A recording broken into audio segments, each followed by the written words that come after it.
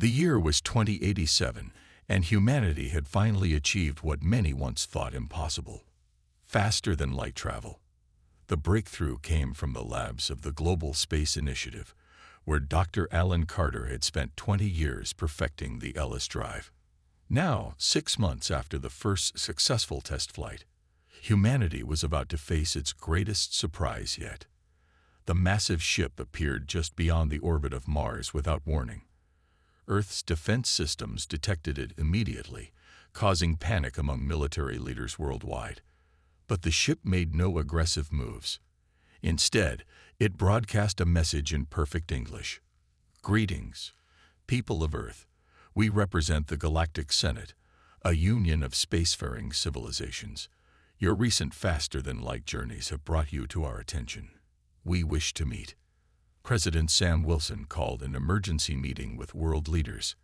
After 3 days of intense debate, they chose 2 representatives to meet the aliens: Dr. Alan Carter, the scientist behind the Ellis Drive, and Lisa Franklin, Earth's most respected diplomat. A small shuttle carried Alan and Lisa to the massive alien ship. As they docked, Alan gripped the edge of his seat. "What if this is a trick?" he whispered. Lisa adjusted her jacket and gave him a calm smile. "Then Earth will need to know what we're up against." The airlock opened to reveal a long hallway with walls that seemed to glow from within. At the end stood 3 beings unlike anything the humans had ever seen. The tallest had blue skin that shimmered like water, with 4 arms and large eyes that blinked sideways. Next to it stood a creature covered in what looked like golden fur, standing on 6 legs. The third was almost human-like, except for its gray skin and completely black eyes. "Welcome," said the blue being, its mouth not moving as the words formed directly in the humans' minds. "I am Coordinator Vexna. We are pleased to meet Earth's representatives." Over the next 12 hours, Alan and Lisa learned about the Galactic Senate, a coalition of over 300 different spacefaring species that had maintained peace for thousands of years. The Senate operated across 12 galaxies, with rules and agreements that allowed different species to coexist despite their differences. "But how do you handle conflicts?" Lisa asked. "Surely, with so many different civilizations, disagreements must happen." The golden-furred being, who had introduced itself as Diplomat Zoran, nodded. "Of course. The Senate has strict protocols for warfare.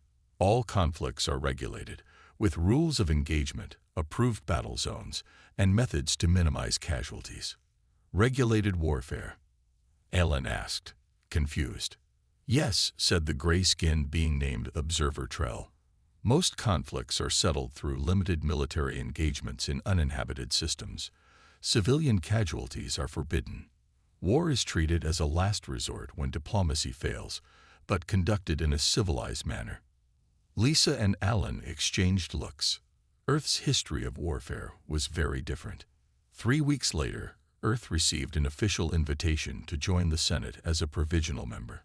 The invitation came with one main condition: Earth must demonstrate its ability to follow the Senate's warfare protocols if any conflict arose. President Wilson stood before the United Nations, the invitation displayed on screens worldwide. "This is humanity's greatest opportunity," he said. "We are being invited to join a community of advanced civilizations. The condition they ask is simple, that if we must fight, we do so by their civilized rules." The vote to accept was nearly unanimous. 6 months later, Lisa Franklin moved into her new office on Proxima Station, the Senate's diplomatic hub. As Earth's first official ambassador to the Galactic Senate, her walls were decorated with photos of Earth's landscapes and cities. Alan Carter joined her as Earth's scientific liaison, eager to learn from the advanced technologies of other Senate members. "Do you think we'll fit in here?" he asked, looking out the window at the thousands of alien ships docking and departing from the massive station. Lisa watched a group of different species chatting in a nearby gathering area.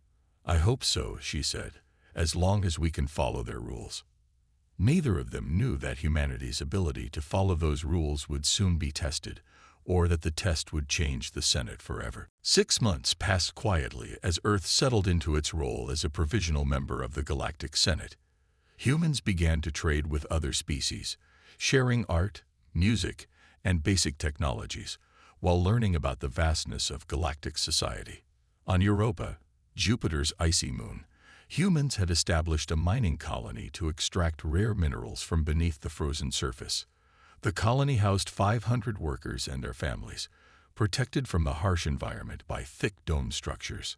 Colony Director Pete Miller was reviewing production reports when the alarms blared. He rushed to the control room, where the screen showed 5 sleek ships approaching Europa. "They're not ours," said Security Chief Kim Rogers, "and they're not responding to hails." The ships were long and pointed, covered in what looked like armored plates. They took up positions around the colony and launched precise energy beams at the colony's defensive systems, disabling them in seconds. A message arrived moments later. "This is Commander Vrak of the Krithax Empire. Your colony is now under our control. This is a formal military engagement under Senate Protocol 47B. On Earth, emergency alerts sounded in the United Earth Defense Force headquarters. Commander Stephanie Ross was awakened from sleep and rushed to the command center. The large screen showed footage from Europa and the message from the Krithax. "What is this?" she demanded. "Who are the Krithax?" "A Senate species, Commander," explained Officer Dan Lewis. "According to the database we received, they're known for testing new Senate members. This appears to be a regulated conflict under Senate rules." President Joe Davis joined the emergency meeting through a secure video link. His face was grim. "I've spoken with Ambassador Franklin on Proxima Station. The Krithax have filed all the proper Senate paperwork for this attack. They're targeting only our military assets on Europa, not the civilians. So we're just supposed to accept this?" Commander Ross asked. "No," the President said firmly. "We're supposed to respond, but within Senate guidelines. This is the test mentioned in our membership agreement, to see if we can fight in a civilized manner." Commander Ross studied the Senate warfare protocols that appeared on her screen. They seemed bizarre to her, like rules for a game rather than actual combat. Limited targets, specific weapons, even designated times for engagement.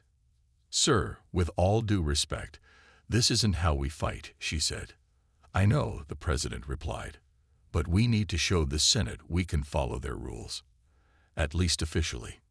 He paused, then added more quietly, "However, there's nothing saying we can't be creative within those rules."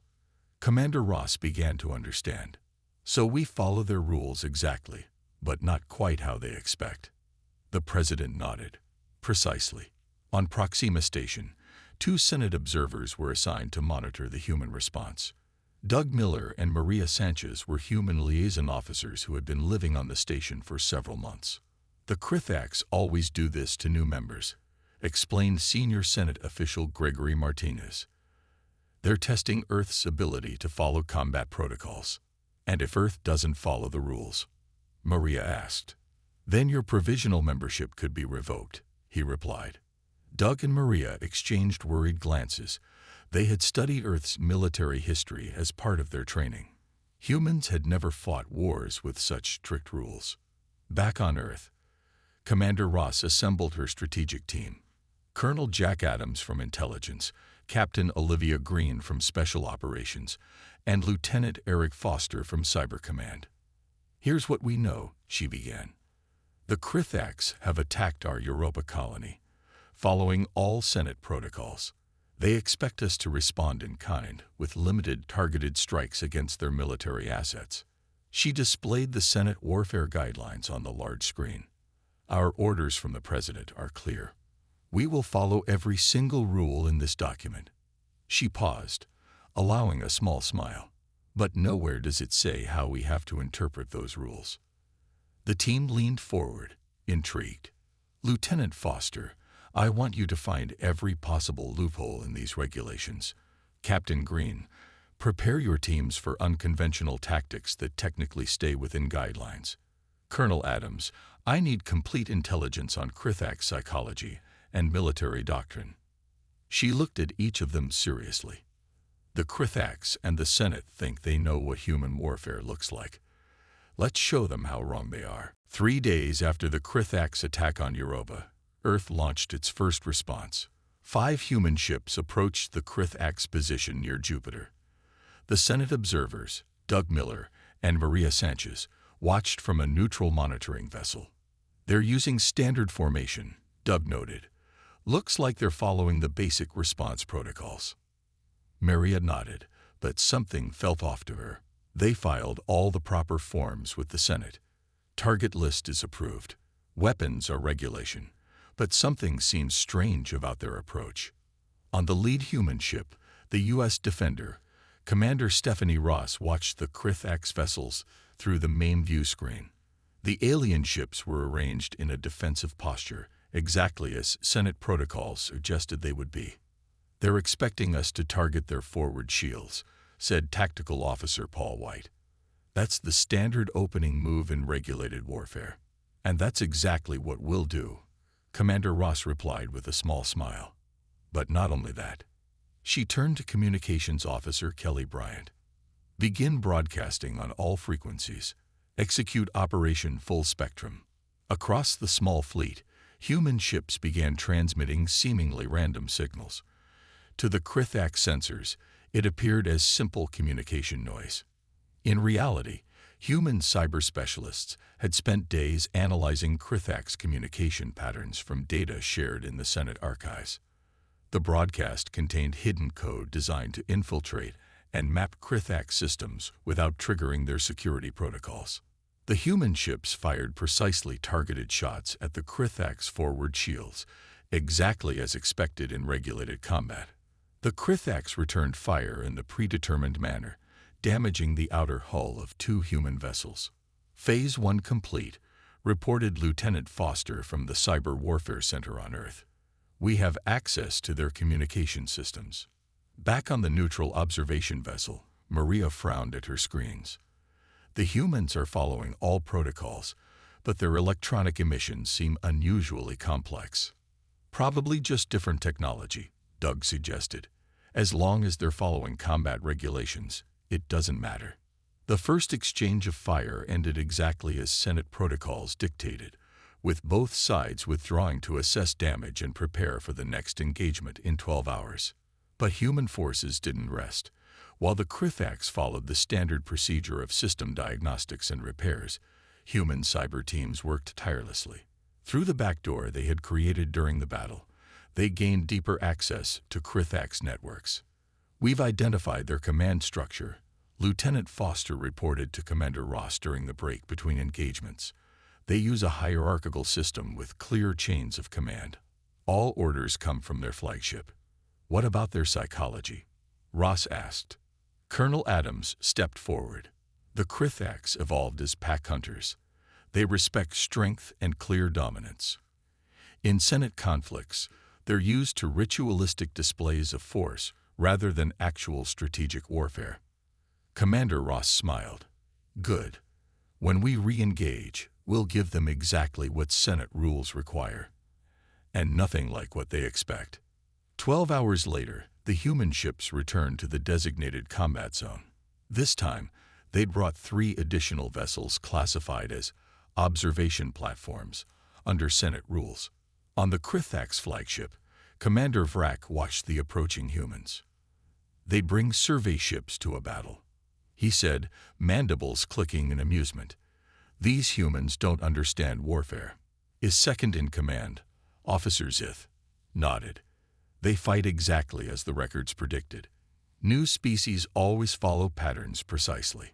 What the Krithax didn't know was that the observation platforms were actually running sophisticated electronic warfare systems. While technically remaining within Senate guidelines for non-combat vessels, they were mapping every Krithax communication, tracking their power signatures, and identifying weak points in their formation. As the second engagement began, human ships once again fired at targets approved by Senate protocols. But this time, their shots were precisely calibrated to overload specific shield harmonics that their scans had identified. The Krithax were surprised when their shields failed much faster than expected. Still, they maintained formation and continued the ritualistic exchange of fire. After the second engagement ended, Maria noticed something alarming in her data. The humans are systematically targeting different systems in each exchange, she told Doug. Not just shooting at the approved targets, but hitting specific components within those targets. Doug reviewed the combat logs. But they're still within guidelines. They're only hitting approved military systems. By the fifth day of the conflict, the human response had evolved in ways that confused the Krithax. Each engagement followed Senate rules perfectly. Yet somehow the humans gained more advantage with each exchange. Lieutenant Karen Thompson led the cyber warfare team from a secure facility on Earth. Her fingers moved quickly across screens as she directed her team's efforts. "We have complete access to their communication systems now," she reported to Commander Ross. "They still don't know we're in." On her screen, Krithax military communications scrolled past. The alien language had been translated by the Senate database provided to Earth upon joining. "They're confused," Karen said with a small smile. "They keep asking each other why their systems aren't working properly." Commander Ross nodded. "Good. What about their supply lines?" "Captain Jones and his team are in position," Colonel Adams reported. "Their ships are ready to move when you give the order." In the Jupiter system, 3 small human ships drifted silently near a Krithax supply depot. The ships were classified as maintenance vessels under Senate rules, which allowed them to approach non-combat facilities. Captain Richard Jones watched the Krithax supply ships through his viewport. All teams in position, waiting for green light. His team wore spacesuits that, under Senate rules, were classified as inspection equipment. Each member carried tools that technically qualified as maintenance devices rather than weapons. When the signal came, they moved quickly toward the Krithax fuel depot. According to Senate rules, maintenance personnel were allowed access to shared infrastructure in combat zones to prevent environmental damage. The Krithax guards, following protocol, allowed the human maintenance team to enter the facility. They had no reason to suspect anything unusual. Once inside, the human team placed small devices near critical junctions. These devices were officially registered as system monitors in their Senate paperwork. In reality, they could disable the entire facility with the press of a button. Back on the neutral observation vessel, Maria Sanchez grew increasingly concerned as she reviewed the combat data. "The humans haven't broken a single rule," she told Doug. "But look at this pattern."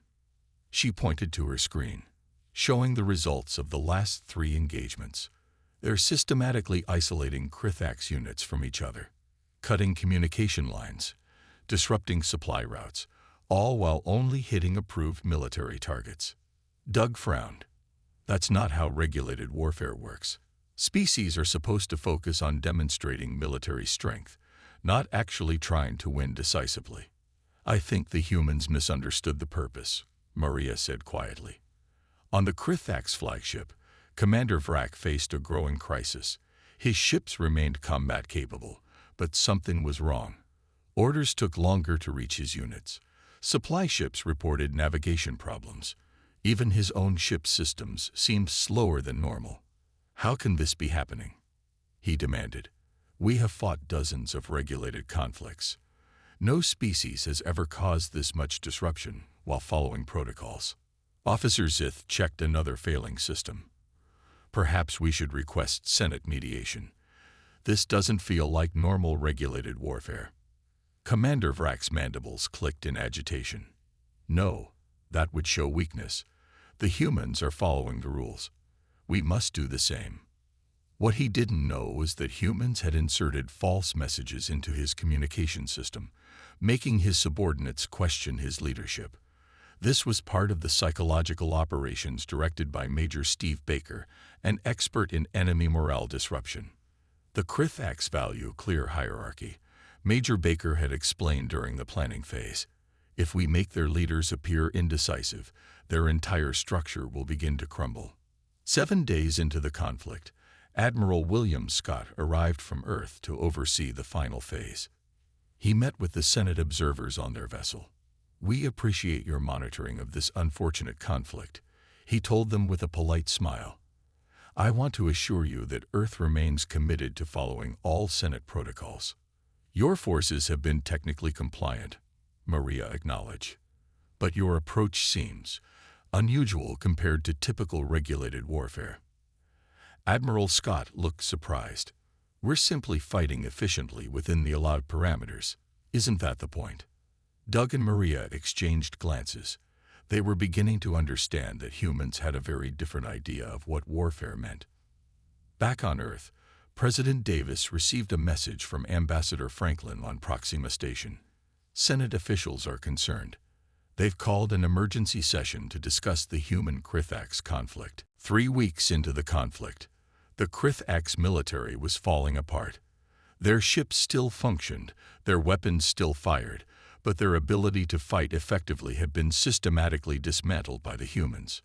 Lieutenant Frank Cooper stood in the control room of what Senate documents classified as an observation platform. In reality, it was the command center for a network of small drones that the humans had deployed throughout the Jupiter system. "Target Bravo is moving to Sector 7, one of his officers reported. Frank nodded. "Redirect drones 4 and 6 to maintain coverage." Under Senate rules, unmanned observation devices were permitted in combat zones as long as they carried no weapons. The rules said nothing about how many could be deployed or how they could be used to gather intelligence. The human drones recorded every Krithax movement, analyzed their patterns, and predicted their next actions with remarkable accuracy. This information allowed human forces to always be one step ahead. On the main human battleship, Commander Ross received a message from Admiral Scott. "The Krithax command ship is preparing to move to these coordinates," the Admiral said, sending a map. "They think it's a safe position to regroup." Commander Ross smiled. "Then we'll be waiting for them." She turned to her crew. "Prepare for engagement protocol Delta. Remember only Senate-approved targets and weapons." The human ships moved into position, carefully following all required procedures for combat maneuvers. When the Krithax flagship arrived, it found itself surrounded by human vessels that had anticipated its exact course. On the Krithax flagship, Commander Vrak faced a desperate situation. Half his fleet had been disabled through a series of precise strikes that somehow always hit critical systems. His remaining ships were low on fuel because supply lines had been disrupted. Worst of all, his officers were beginning to question his leadership. "We cannot continue like this," Officer Zith said. "The humans know our moves before we make them." Commander Vrak's pride had kept him fighting, but now he saw no choice. "Prepare the surrender protocols according to Senate guidelines." The Krithax sent the formal surrender message, expecting the standard response. Under Senate rules, conflicts ended with minimal consequences for the losing side. Territory might change hands, or resources might be shared differently, but militaries remained largely intact. The human response shocked them. "We accept your surrender," Commander Ross transmitted. "Under Senate Guideline 34C, we require the following terms: complete disarmament of all Krithax forces in this sector, removal of all military assets from the Jupiter system, and inspection rights for all Krithax military facilities within 3 light years of human territory." Officer Zith stared at Commander Vrak. "They cannot demand that. No species has ever used that clause." Commander Vrak checked the Senate regulations himself. The humans were correct. The clause existed, but in thousands of years of regulated warfare, no species had ever invoked the right to disarm another so completely. "We have no choice," he said finally. "Under the rules, their demands are valid." On Proxima Station, the Senate emergency session had turned into an uproar. Species from across the galaxy watched recordings of the human Krithax conflict with growing alarm. "They have followed our rules exactly," said one senator, a tall being with 6 eyes. "And yet they have completely destroyed the Krithax military capability without firing a single unauthorized shot." Ambassador Lisa Franklin sat calmly as accusations flew around the chamber.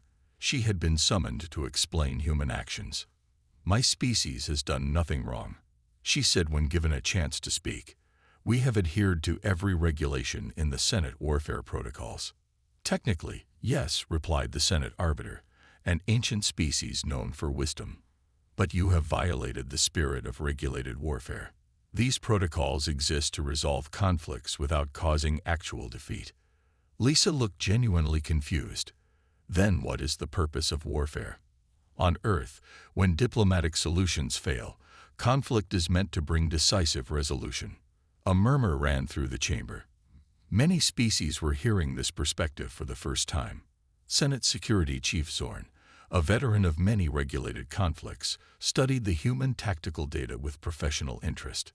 "They fight as if their survival depends on victory," he noted, "not as if they are engaged in a formal contest." The Senate arbiter turned to Ambassador Franklin. "We must understand human warfare better. The full Senate requests your government send military historians to explain your species' approach to conflict." Lisa nodded, not realizing that this explanation would shock the Senate even more than the conflict itself. The Grand Chamber of the Galactic Senate was filled to capacity. Representatives from all 300 member species gathered to discuss what many were now calling the human problem.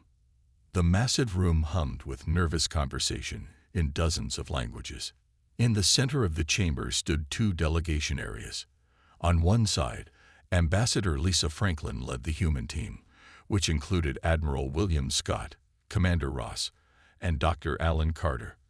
On the opposite side stood the Krithax delegation, led by High General Zach Sol, who had traveled from the Krithax homeworld after learning of the defeat. The Senate arbiter, a tall being with silvery skin who had mediated conflicts for over 200 years, called the session to order. "We are here to examine the recent conflict between humans and the Krithax Empire," the arbiter announced. "While both sides filed the proper documentation and technically followed our protocols, there are concerns about the nature of human warfare." High General Zach Sol spoke first. His voice translator conveyed his anger clearly. "The humans pretended to follow Senate rules while making a mockery of regulated warfare," he said. "They didn't just defeat our forces, they systematically dismantled our entire military capability in that sector." Murmurs of concern spread through the chamber. Many species had reviewed the battle records and were disturbed by what they had seen. "Would the human delegation care to respond?" asked the arbiter. Admiral Scott stepped forward. He was a tall man with gray hair and a calm demeanor that hid his strategic mind. "We have reviewed all Senate protocols carefully," he said. "Our forces stayed within weapon restrictions, targeted only approved military assets, and followed all procedural requirements. We did not break a single rule." "That is technically true," admitted a senator from a species that resembled large insects. "But your approach was unlike any regulated conflict in Senate history. You treated warfare as if it were an existential threat," added another senator, "not as a formalized method of conflict resolution." Ambassador Franklin exchanged glances with her team before addressing the Senate.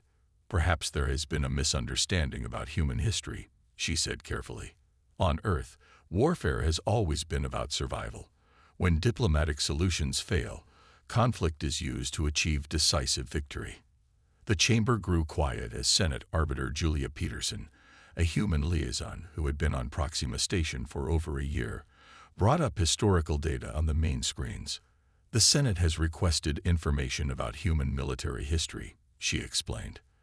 "With permission, I will share this context."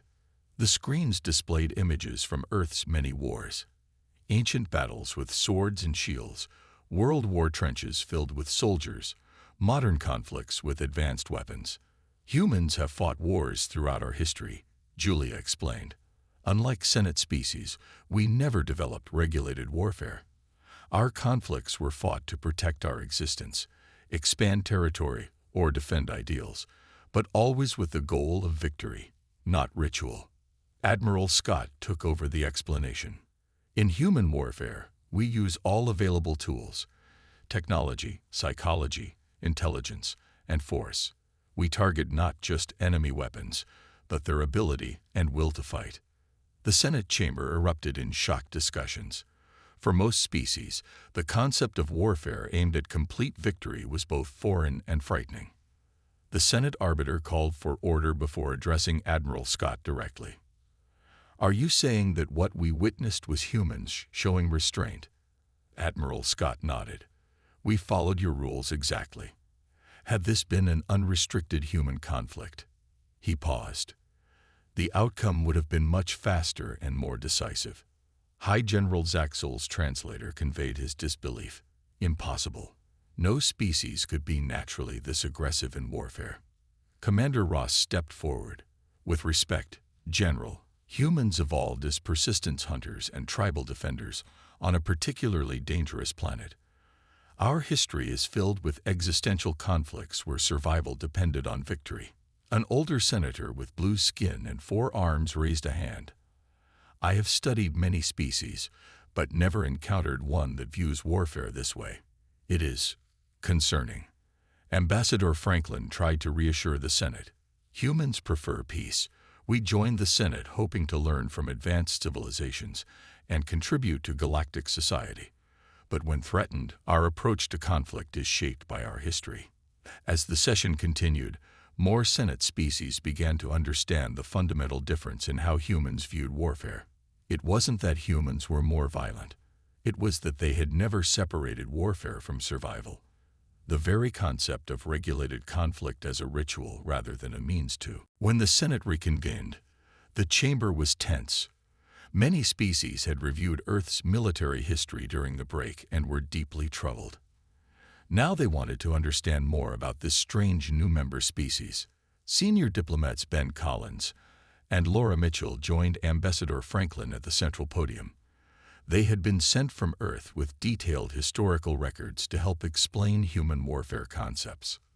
"We will now continue our examination of human military history and philosophy," announced the Senate arbiter. "The Senate seeks to understand concepts that appear unique to human warfare." Ben stepped forward first. He was an expert in military history with gray hair and kind eyes that hid his deep knowledge of humanity's darkest conflicts. "Let me explain some basic concepts," he began. "In human history, we developed ideas like total war, where entire societies mobilize all resources toward military victory." The screen showed images of factories converted to build weapons, civilians growing victory gardens, and posters calling for national unity during war. Unlike Senate-regulated warfare, human conflicts often involved entire populations, not just designated military units, Ben continued. Laura took over, her voice calm but serious. "Humans also developed the concept of unconditional surrender, where the defeated side must accept all terms without negotiation." Several Senate species visibly recoiled at this idea. In Senate warfare, both sides always negotiated terms regardless of battle outcomes. "Most disturbing to us," Laura added, "was the development of weapons so powerful that they threatened our entire species." The screen showed nuclear explosions from Earth's testing programs. The mushroom clouds rising into the atmosphere caused many Senate representatives to make sounds of alarm. "Humans created these weapons," Laura explained, "then built thousands more as deterrents, creating what we called mutually assured destruction." A senator with 4 arms and blue skin spoke up. "Are you saying your species developed weapons that could destroy your own planet, then built more of them?" "Yes," Ben replied simply. "For decades, human nations pointed these weapons at each other, knowing that using them would likely end our civilization." The Senate chamber erupted in shocked conversations. The arbiter had to call for order 3 times before the room quieted. Admiral Scott stepped forward again. "What may be hardest for the Senate to understand is that humans view the regulated warfare of the Senate more like sports competitions than actual war." He gestured to the battle records still displayed on some screens. "The conflict with the Krithax seemed artificial to us. Fighting by appointment, with approved targets and weapons, following strict rules of engagement." High General Zaxel's mandibles clicked in anger. "You find our civilized warfare amusing." "Not amusing," the Admiral corrected. "Just foreign to our experience. For humans, warfare has always been the last, desperate measure when all else fails. We fight to win, not to score points. A gentle-looking senator who resembled a tall plant spoke next. We evolved beyond such warfare thousands of years ago. It nearly destroyed several member species before the Senate was formed. We understand, Ambassador Franklin said. Humans have been trying to move beyond warfare too. We hoped joining the Senate would help us learn better ways to resolve conflicts. The Senate's chief historian, a being so old that its species was nearly extinct, addressed the chamber. In the 20,000 years of Senate history, we have never encountered a species that developed nuclear weapons before developing regulated warfare. Humans evolved backwards compared to most spacefaring civilizations. Laura nodded. On Earth, our technology often outpaced our wisdom. We built weapons first, then tried to figure out how to prevent their use. As the hearing continued, Senate members began to understand that humans weren't inherently more violent than other species. They had simply developed in isolation, without the guidance of older civilizations. Their approach to warfare had been shaped by the constant threat of extinction on a planet with limited resources and many competing groups. The most important thing to understand, then explained near the end of the session, is that humans held back during the Krithax conflict. We followed your rules while using only a fraction of our tactical thinking. The silence that followed this statement was more telling than any reaction so far. Senate species were beginning to realize that they had never truly understood what warfare meant to humans and what that might mean for the future of the Senate. 3 days after the revelation about human warfare concepts, the Galactic Senate called an unprecedented emergency vote. Representatives from all 300 member species gathered in the Grand Chamber, their faces solemn. The outcome would determine humanity's place in galactic society. Ambassador Lisa Franklin stood with her team, waiting for the Senate's decision. Dr. Alan Carter leaned close to her. "Do you think they'll revoke our membership?" he whispered. Lisa shook her head. "I don't think so, but they're going to change something about our status." The Senate arbiter moved to the center of the chamber, commanding attention from all present. After careful consideration of the human Krithax conflict and extensive review of human military history, this body has reached a decision. The arbiter announced. By a vote of 294 to 6, the Senate approves Amendment 147B to our charter. The main screens display the amendment text. Lisa read it quickly, her expression remaining neutral despite her surprise. From this day forward, continued the arbiter, humans are classified as a war-capable but restricted species. This new classification acknowledges humanity's unique approach to warfare while establishing necessary safeguards. Admiral Scott scanned the document, noting the key restrictions. Under these new protocols, the arbiter explained, human military vessels are permitted for defensive purposes only. Any conflict involving human interests must be mediated directly by Senate peacekeepers. Humans are banned from participating in regulated warfare of any kind. Murmurs spread through the chamber. No species had ever been specifically banned from warfare before. High General Zaxol of the Krithax seemed pleased by this outcome. He approached the central podium when called. The Krithax Empire accepts the Senate's decision, he stated formally. We will pay the required reparations for our initial aggression against the human colony. What the human delegation couldn't hear was the private message sent to the general moments before from a senior Senate official. Be grateful this ends here. You have no idea what you nearly unleashed. The arbiter turned to Ambassador Franklin. Does Earth accept these terms? Lisa stepped forward, her voice steady. Earth accepts the Senate's decision. We understand your concerns and will abide by these new protocols. After the formal session ended, Lisa and her team gathered in a private room to discuss the implications. They're afraid of us, Commander Ross said, still amazed by the Senate's reaction.